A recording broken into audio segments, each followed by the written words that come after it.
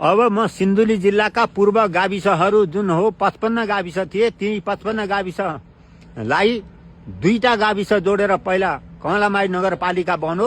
सिद्धेश्वर कमलामाई ती बाहेकका अरू गाविसहरूको चाहिँ म कवितामा वर्णन गर्न लाग्दैछु। पूर्व पाठ ककुर ठाकुर भोला राभिर पछि महादेव डाँडा अनि बाँकी फेरि दुधौली टाँडी र अनि हर्साही भन्ने पनि सिरथौली सुङ्गनामा पोखरी हुँदै बाहुन तिल्पुङ भयो। खाङसाङ सोल्पा र सोल्पा ठाना खोला गाउँ रत्नावतीमा गयो।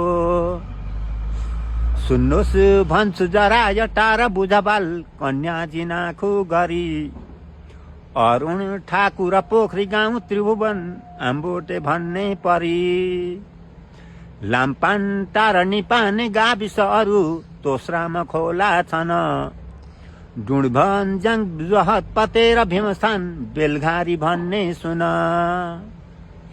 रानी बास र रानी चोरी गरी तिन कन्या बिती जोर भए। बासेश्वर बलेनी अनि भुवनेश्वर नाम्बाला जोर तक रहे।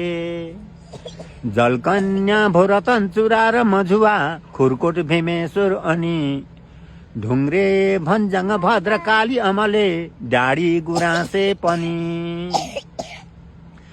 महादेव स्थान देउजोर कपिला कोटा छापु फेर कल्प वृक्ष चढी। पिपल माडी महेन्द्र झाडी ज्ञानेश्वर त्यो हरिहरपुर गढी। शान्तेश्वरी भो नेत्र काली तामाजोर औ बस्तीपुर त्यो पनि।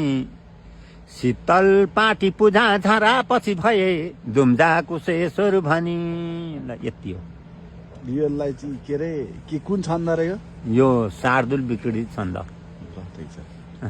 यसलाई भन्छ